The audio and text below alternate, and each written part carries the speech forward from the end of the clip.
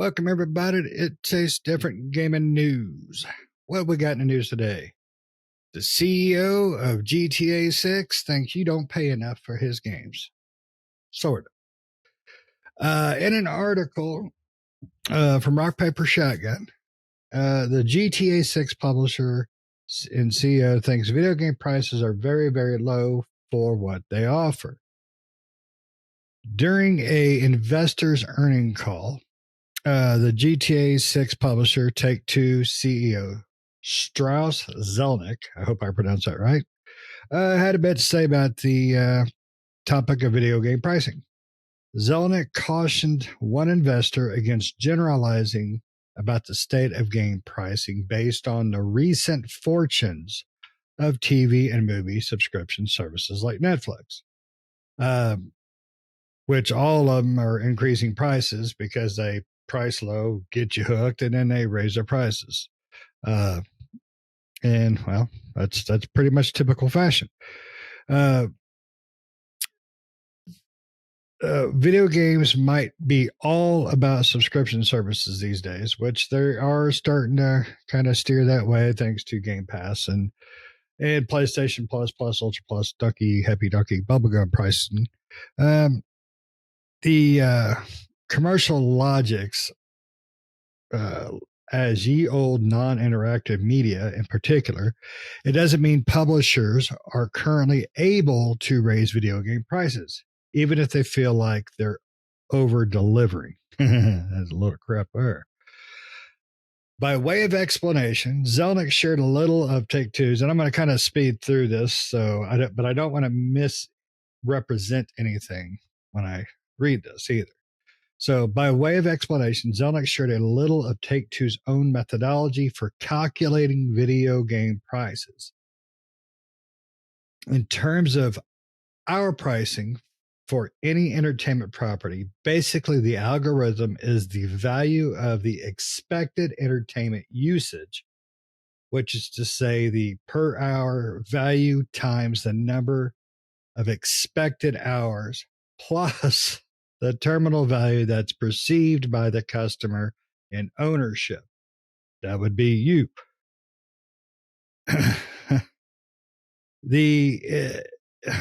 Rather than rented or subscribed to, he says, let me try to simplify that for us non-C-suite based light forms. I don't know what that means. Price is about the relationship between what you get per hour, how many hours you can expect to get it, and what you perceive the overall value is. You'll see that the bears out in every kind of entertainment vehicle, Zelnick went on. By the standard, our prices are still very, very low because we offer many hours of engagement. The value of the engagement is very high. So I think the industry as a whole offers a terrific price to value opportunity for customers. Now, this thing goes on more and more in depth, but essentially, he's stating that for what we get and what we pay, we are getting a hell of a deal. Now, according to his logic, if, for example, GTA 5, 40-hour game, okay, we're just going to consider the single player. So a 40-hour game. So according to him, they would like to be able to price the value of hours for the value of play for the hours of play. And then the overall experience is basically the tip. So I understand what he's saying. You can get a great value out of games. You absolutely can. You can also get bent over and just hurt by the sheer lack of quality and hours and gameplay of many games these days. So what he's saying is, yes, true in some cases, but in a lot of cases anymore, it's not that way. You're not getting quality of gameplay. You're not getting content in your gameplay as far as time-wise that you should be able to get. because you spend most of your time in a broken system. You spend most of your time, buying the game. You start up the game, and next thing you know, the game is done in 3 to 4 hours. I won't say what game that one is, but it was a big one, and it sucks. So, what do you think, Nick? Do you think that let's just look at Grand Theft Auto for the first instance? Do you think the amount of hours you played, 5, would warrant a higher fee for the game? Because I know you beat it. Yeah. And then, played some of the online stuff too. I think for Zelnick's spot, I don't, he's talking to investors in this case. So investors are probably talking about essentially some more context that's not there in the article, but the investors are probably talking about wanting to raise prices, and he's just trying to clarify, or maybe not even raise prices of the game, but talking about like prices of video games, and he's trying to kind of lay it out there, saying like, for the price we give a good deal, and but we don't have control over the pricing of these things, so it's, and neither do we want pricing control over it. But if you were to, he just kind of does an analogy saying like the time spent with a game equals to the amount, that the game should be priced at. The problem, the problem you have with that is every game is subjective, right, to each individual user. So how do you price it in that context, right, of hours played? I may have played Grand Theft Auto 100 hours, but the person next to me may only played it for 5 hours. So does that mean that for them, Grand Theft Auto is $10, and for me, it's 100, right? Because I got, that's I got a dollar an hour, or something like that. It's like, there's no proper way to justify or figure that out based on per person, right?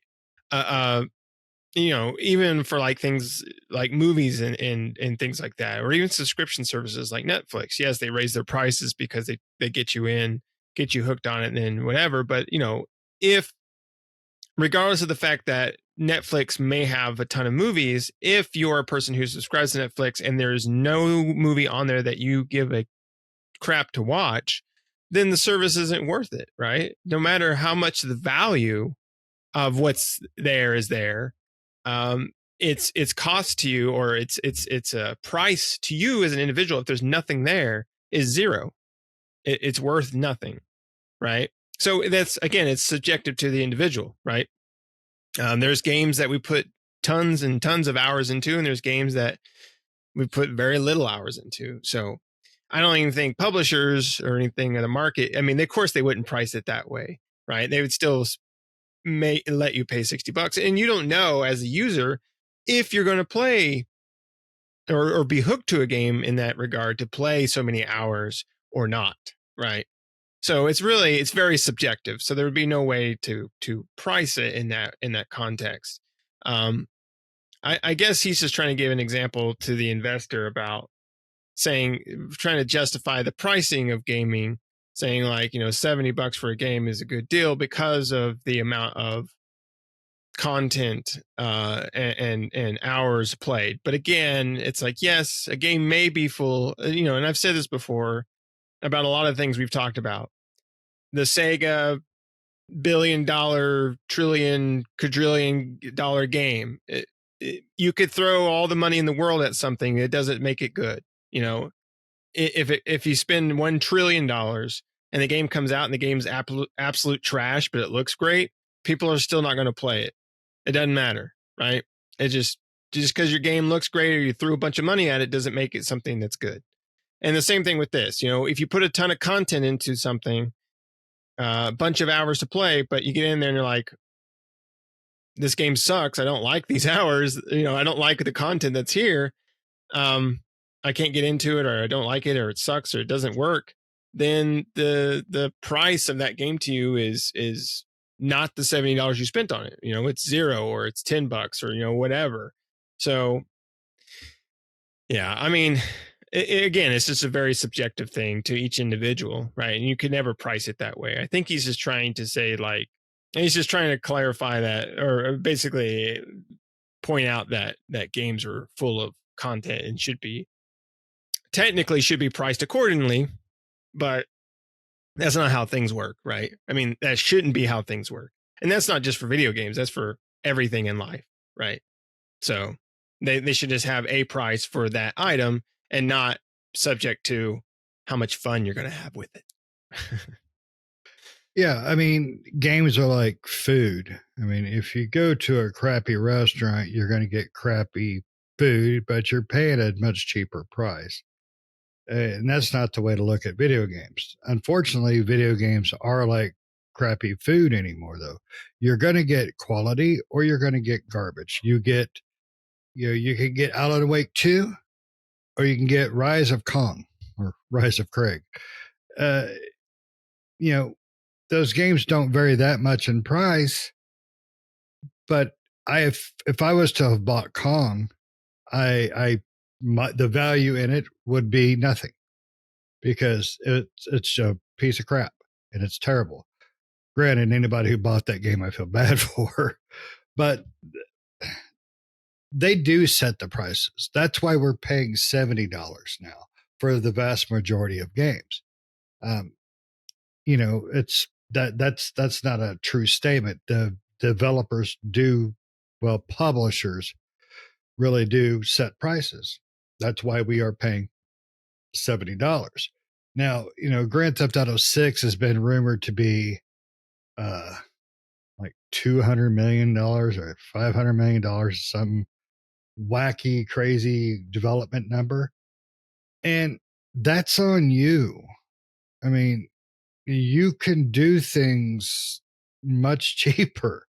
Now, granted, Grand Theft Auto 5, if 6 is anything like 5, far as the single player goes, amazing.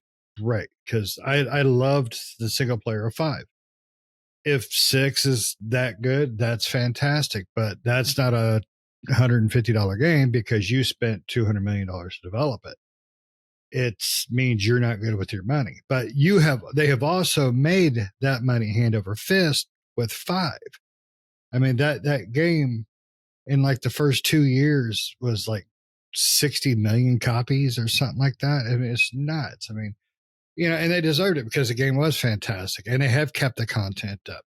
But when that game originally released, like so many others, though, there was technical issues all over the place. If I remember correctly, it was like a week or two before you could even get into the multiplayer. And I can't remember the exact details on it, but there was a multiplayer issue and all sorts of things. So, and by that standpoint, that game is worth nothing. If I get it at launch and it doesn't work properly, then all right, give me my money back. There you go. Your value is zero.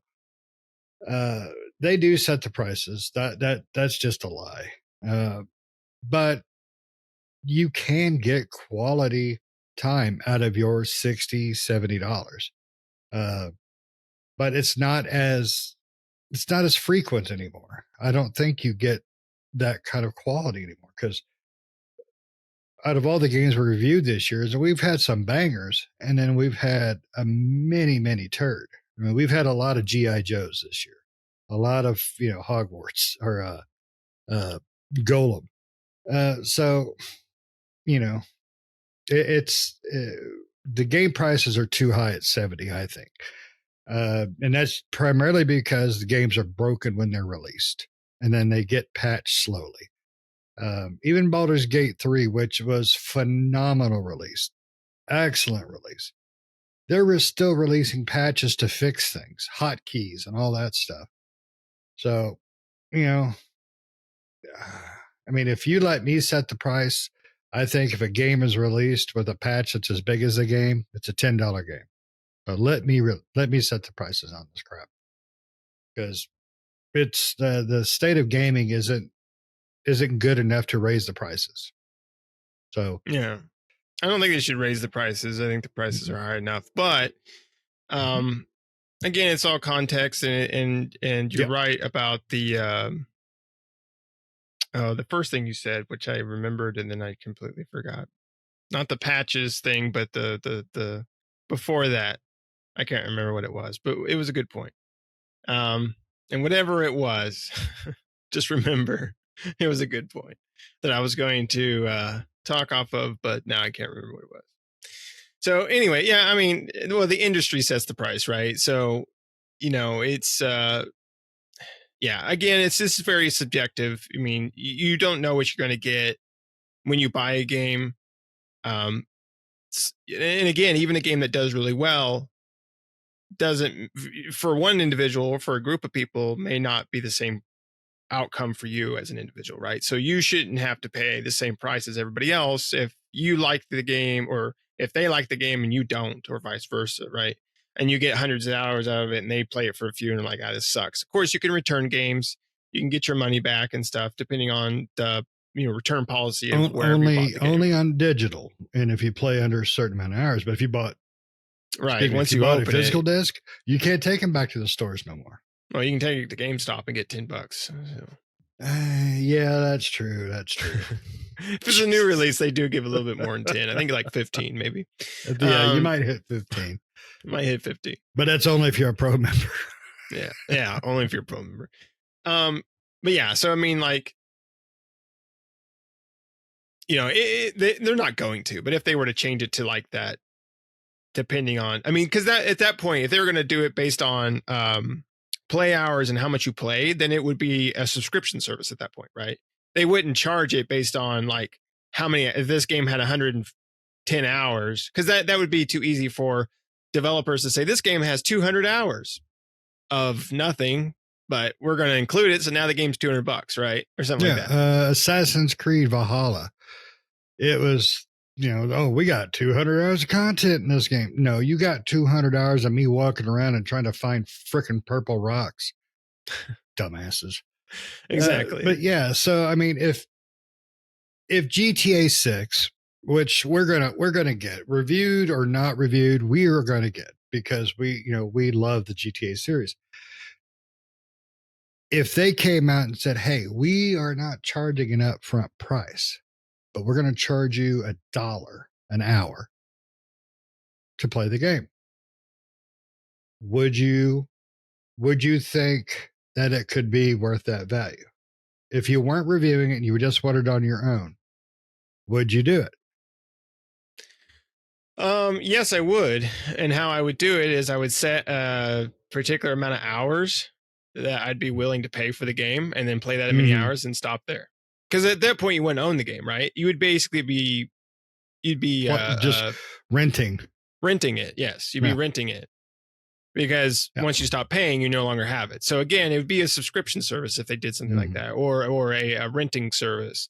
And so, yeah, I would. If I would hate it, but I would just be like, okay, I'm going to spend $30 on this game, so I'll play 30 hours. I'll time it, make sure that I'm only playing 30 hours, and then I'll stop. Yep, but just like you said, though, they could, because all I really want is the story of the game. Now, granted, I did like the multiplayer. We had a lot of fun. We played, quite a bit of it. Not as much as most people, but we played quite a bit. But, the story was 25, 30 hours, something like that. I can't remember, honestly.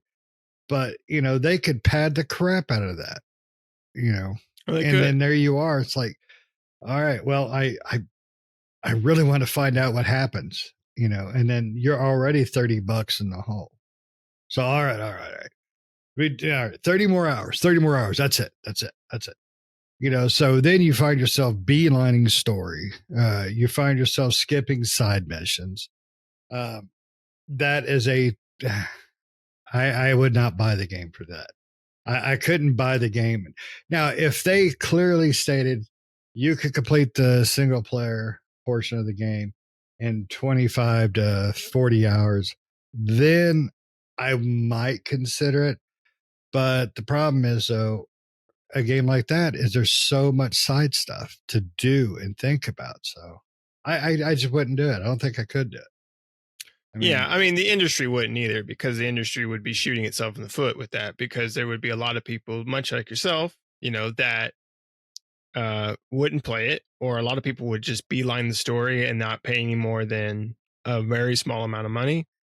Because people don't want to do that, right? They just don't want to do that. They'd rather buy the game at a price, and then that's it. They get the whole thing, right?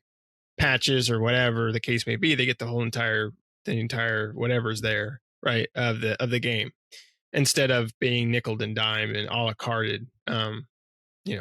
People don't like to be a la carted when it comes to games. So yeah, we get plenty of that crap as it is, with DLCs and loot boxes and I mean, what the industry crap, would end so. up doing, or like people like Take-Two would end up doing, is they would just do a subscription service where they say the game's free, but you pay us so much a month.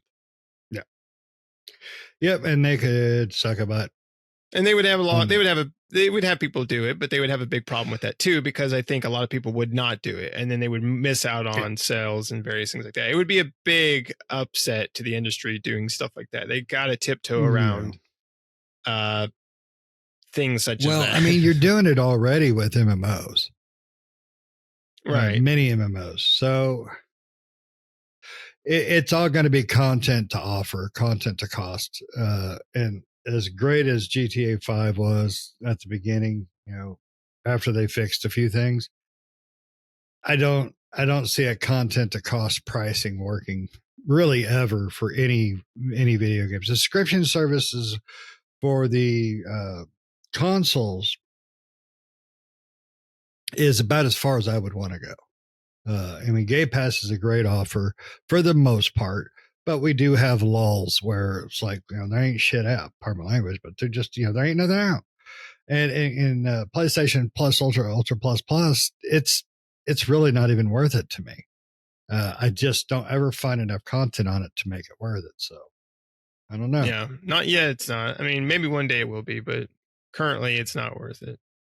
I mean, I check it out once in a while because I have it, and I have downloaded some games on there, but they're older titles, right? Nothing new. It's like older stuff that, maybe I missed out on or I'm nostalgic for, and I'm like, hey, that's on there. Cool. Yeah, and I did it for a little bit. I basically played PS1, PS2 games. Yeah. I downloaded, I have the new Star Ocean second story that came out on PS5, but before that, I was playing Star Ocean, The Last Hope, I think it was. That was on PlayStation 2 back in the day. So, yeah, that was a great game. Yeah, so I was playing through that again. Because my copy, just a little short story here, when I was young, I bought a copy of Star Ocean Last Story or was it on PS1 or PS2? I can't remember. But anyway, I bought a copy of it, and at the very beginning, after you get off the ship, you get to the planet where you're in the forest. And right there, my copy would not go beyond that point. I took it back to the store, got a new copy. The same thing happened. Took it back to the store, got my money back, and never got to continue the story of the game, because when it got, every time, both copies, as soon as it got there, the game would crash and it would no longer proceed. Sucks. But now I can play it on PlayStation Plus, Ultra Plus, Mega Bubblegum. Nice. Yeah.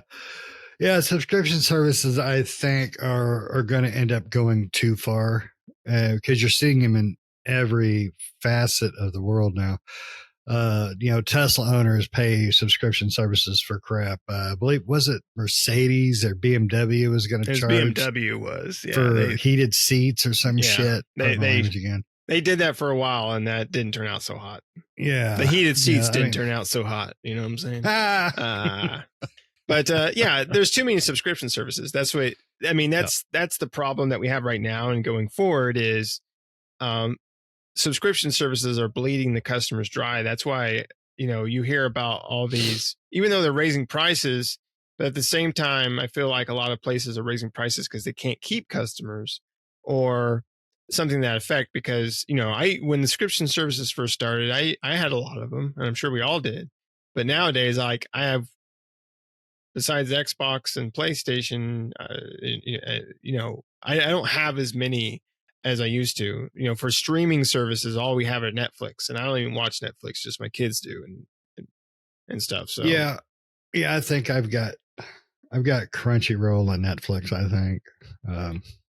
I think my wife pays, wife pays for Amazon. So, but yeah. So the cost to develop a game, the cost to play the game, they shouldn't coincide, because you could have crappy games, crappy development, and I shouldn't have to pay more for your garbage. So, but you got anything else to add on this? Nope.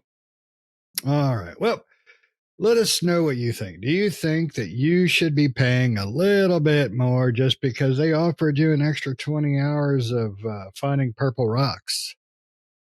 Let me know what you think. Let me know if you think mainstream games like GTA's should go to a monthly subscription. Let us know what you think on that. But as always, make sure you hit the notifications, hit those like buttons and all that stuff. Look back at some of our previous videos and let us know what you think about them as well. And also hit the subscription if you're new. And if you do, you have a chance to win gratitude. All right. Until next time, see ya.